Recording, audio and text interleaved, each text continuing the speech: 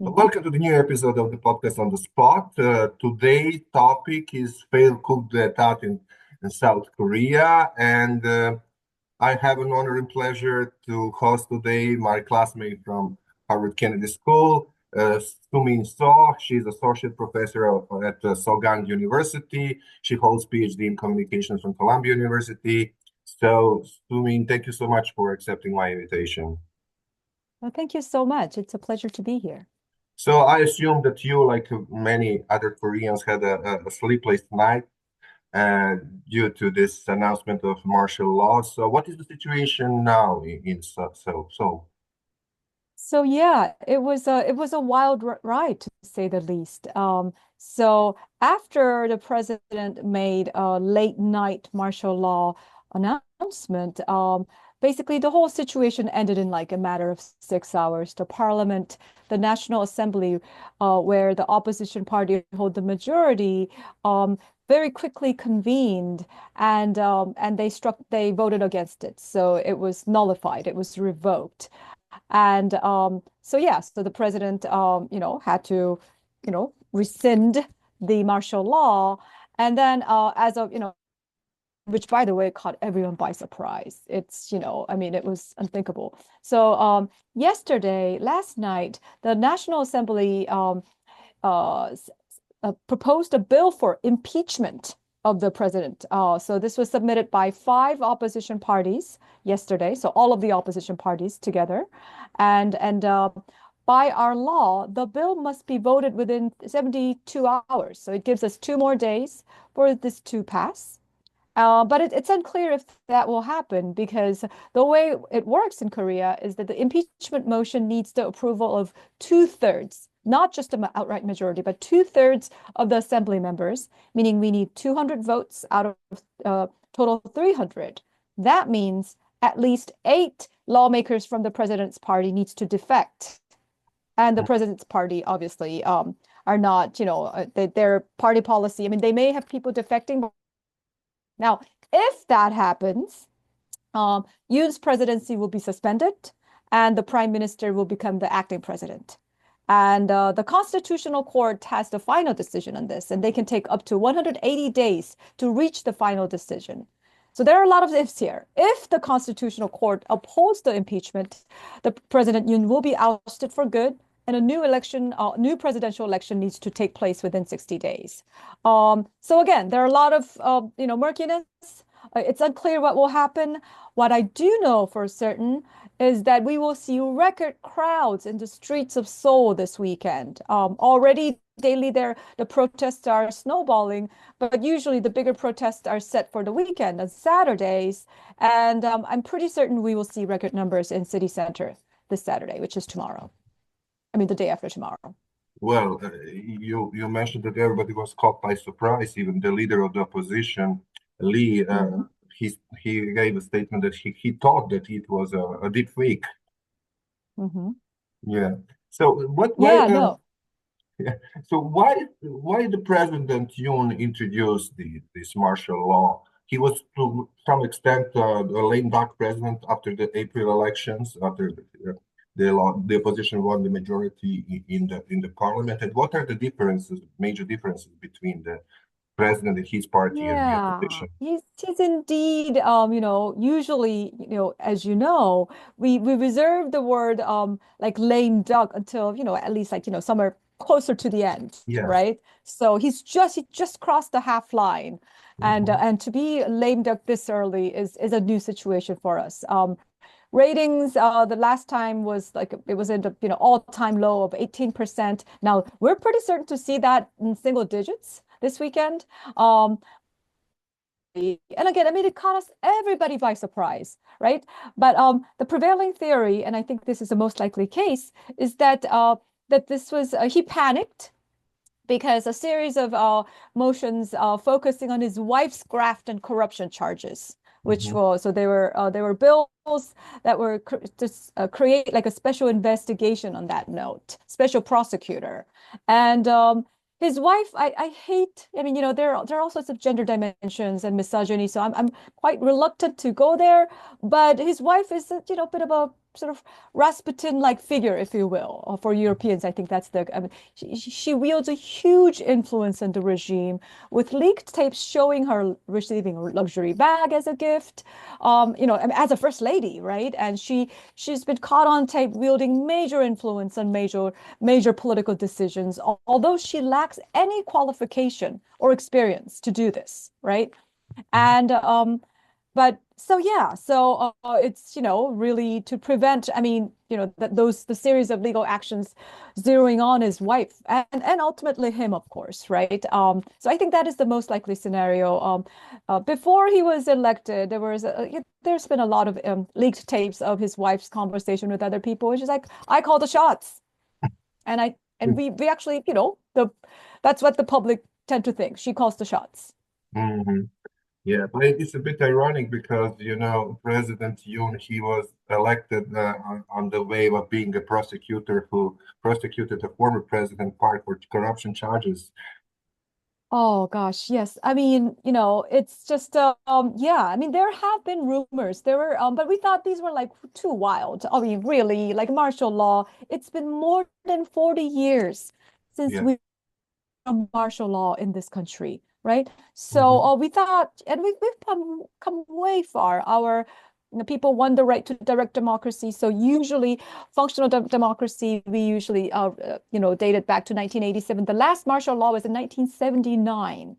So right, we've had terrible things, we've had massacres and whatnot, but like to have the military do this is just it was beyond our imagination. Hmm. And you mentioned that, all this turmoil lasted for approximately 6 hours. And how come that the opposition organized so well, so fast?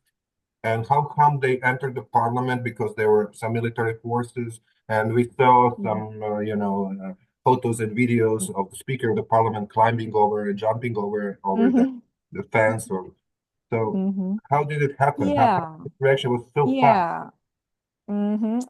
They belong to the generation of student activists, where it's a whole generational thing. An entire generation of Koreans basically did little but protest in the streets throughout their college years. In fact, the speaker himself was a major student union leader at one of the top colleges. So, what does that teach you, right? How to organize, how to move quickly, how to quickly read the situation, right? I mean, I like to joke that these guys know everything from military tactics to how to scale walls, right?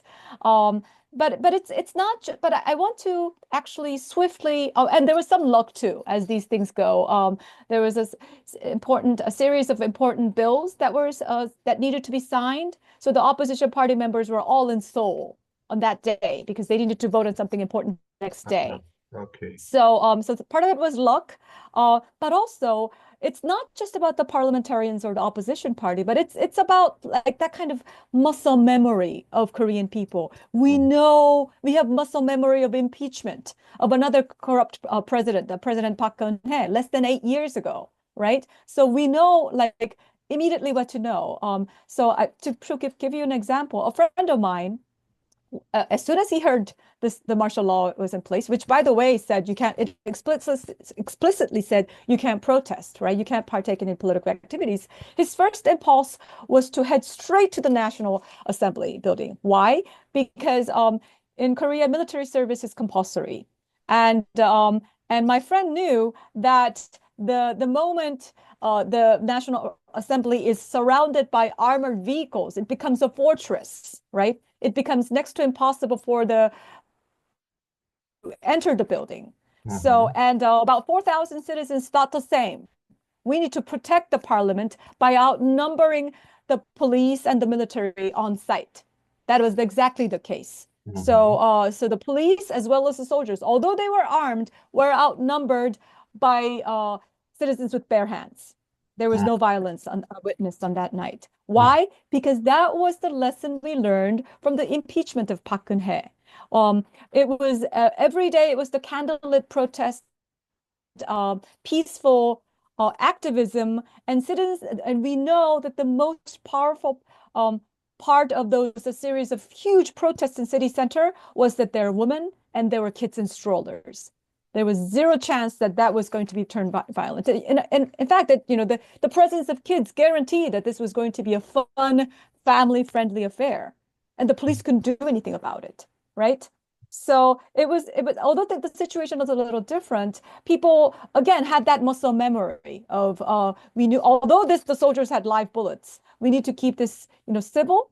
We needed to, and I don't know if you saw the pictures, but there were citizens again, reminiscent of Tiananmen and in other places where, again, bare hands or people on bikes standing in front of armored vehicles saying, you need to run over me if you want to go. And luckily, the soldiers, I mean, I think so. The military unit that were sent to dispatched to there were special commando units. So the special units were more than capable to really arrest the lawmakers deemed necessary for the martial law to succeed and prevent the assembly from taking a vote on to nullify the martial law. But they did not. So it was actually pretty easy. They already had the entrance to the National Assembly blocked, right? Mhm. Um, but they checked the badges and they did let not all of it varied from entry to entry, and I love the idea. So in some entry points, the soldiers and the police were like, we can't let you in. We have strict orders, martial law. In other entries, they let people in. That's why 190 lawmakers could make it in. Mhm. And I think it's that kind of like passive sort of, were they resisting? I don't know. Were they, I mean, but again, these are like all these things I think add up, right? From, bare-fisted citizens to, young women, also, like forming a human chain outside the National Assembly to even the passive sort of not really, trying to like very gently defy orders, soldiers. So yeah, so I think and I mean it worked out, but I would like to point out that maybe there are possibilities that this could have been bad, right? All it took, all it needed was like one live round to go off, right? And the situation could have been different. Yeah. And how about the international dimension? What have been the reactions of the major international actors? How about the neighbor North Korea, especially Hmm. taking into account that the President Yoon accused the opposition of being like a communist agents and the agents of North Hmm. Korea? Yeah, no mention, no re major reaction from North Korea that I'm aware of, although I haven't been able to check the North Korean media over the last couple of hours, so they may have. But privately, but again, I mean, I think North Korea is probably, I can imagine North Korea to be very nervous right now because, this could, I mean, I think they might be secretly worried of, this kind of impulsivity translating into something like military, right? Because again, I mean, I don't, for those of you who aren't familiar with the politics in Northeast Asia, um, any war between South and North Korea translates into it necessitates engagement of both China, which has a military agreement with North Korea. So if North Korea gets attacked, China is automatically involved, and South Korea has a similar agreement with the United States. So in fact, we have, tens of thousands of U.S. forces in South Korea stationed in major bases. So it's a war between China and U.S., right? Mhm. So again, right? It's a big deal. It's World Yeah, War yeah. III, as It's close like to have World War global III as it implications. gets. Yeah. Yeah, I think we used to call ourselves the Balkans of East Asia, right? For I think your audience might make that connection, right? There's a lot at stake in terms of geopolitics. So no official major reaction, but we know, that's probably what's on their mind. Now, various countries, I mean, again, diplomats, as you know, as an ambassador, I mean, there's not a lot of like major official announcements, but again, visits by other heads of states are being canceled. Visit by the Swedish prime minister is canceled. Another likely summit with Japan was canceled. You can imagine, right, how you wouldn't want to, you know, I mean, it's really, freeze the diplomatic relations. The one exception has been the United pretty straightforward in expressing frustration and criticism. State Department officials pointed out the illegal, unconstitutional nature of the martial law. Jake Sullivan of the White House also expressed negativity. Hmm. Um, so again, the Biden administration is not hiding that criticism. Hmm. And by way of concluding, maybe you already said that there are many ifs, but what is awaiting South Korea in the next few weeks and months, and what is the most realistic scenario? Oh, it's really far too early to say. Hmm. I guess what I can say for sure is that people will be protesting. So until people will not cease to protest until he steps down or is Hmm. impeached, right? And I don't want to think outside those two scenarios because they're way too Hmm. tragic. Um, but yeah, so as of now, the ruling party as well as the presidency, they're trying to like, they can they'll probably try to resist the impeachment. Um, but again, right, but Korea is the kind of place like it's I don't know. Have you ever seen a protest with 1 million people that's like totally peaceful and that takes place in the city, center of the city? It's Yeah. scary. It's scary. Totally, totally peaceful protest with kids and people, singing and dancing. But when they start shouting and when they hold the candles together and it's 1 million people, that's scary, Yeah. right? Yeah. But I So, remember when I was adolescent, I remember this violent protest in South Korea in the 80s. hmm So it's completely yeah, changed. yeah. So again, it's one of the I think one of the tourism slogans that Korea used was like dynamic Korea, and we use it in a sarcastic way. Oh, we're too dynamic, right? We are like God knows, right? The martial law adds new meaning to the word dynamic. But really, so I mean, there's a lot of. I mean, if you're a political scientist, right? This kind of this thing can't be. We can't do this forever, right? What the system, the structure should work, the democratic process should work. But Korea happens to have like, Korea tends to sort of crash it, right, with impeachment. And we've sent like gotten, many of our former presidents have been, jailed and given sentences. So yeah, I don't know if I mean, that's not a good thing, of course, right? The system should work. But look, but also this kind of sort of polarization of politics, right? It's not just in Korea, right?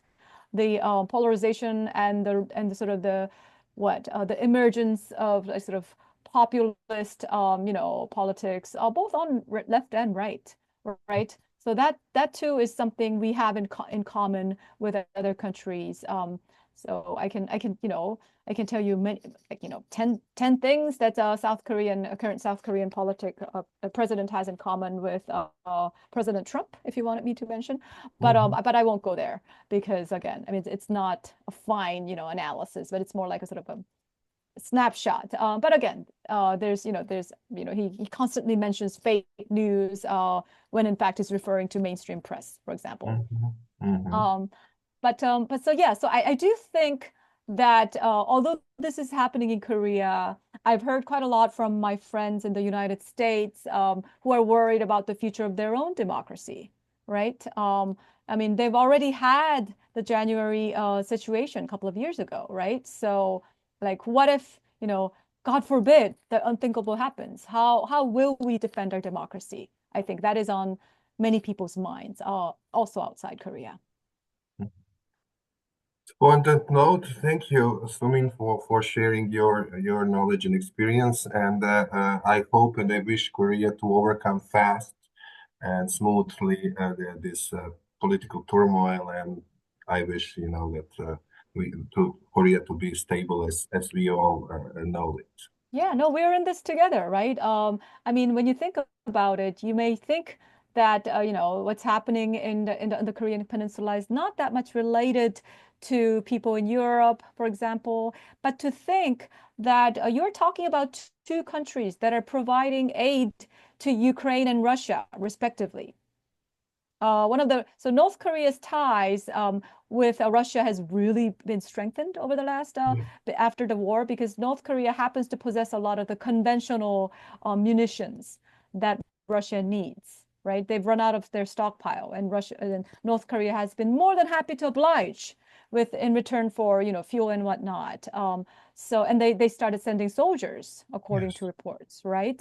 And South Korea has been, supporting the Ukraine as an ally of the United States. So we've had those things happening, and of course, and that is actually having an impact in the dynamics of diplomatic dynamics, because North Korea feels like it used to rely almost primarily on China, when it comes because they're subjected to major sanctions, remember? So Yeah. their economy is severely limited when it comes to trade, and not let alone international relations.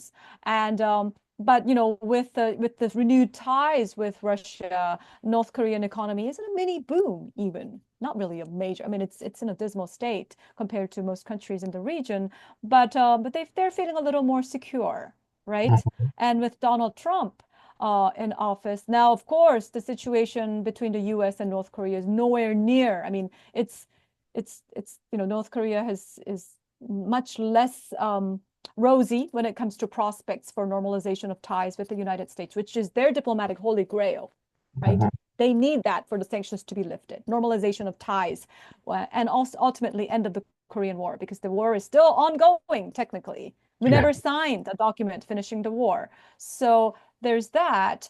But look, Trump and Kim Jong-un are friendly. Let us not forget the power of friendship in Personal diplomacy, relations. Yeah. right? Yeah, and I don't know if your audience ever had a chance to read the declassified or leaked private letters exchanged between Donald Trump and Kim Jong-un. They're very, it indicates a trust, for lack Yeah. of a better word. So there are a lot of things interesting developments, I think, that could happen from the Korean Peninsula, and the martial law is just a tip of the iceberg. Okay. Thank you again, Soomin, for being my guest. Thank you. This was a pleasure.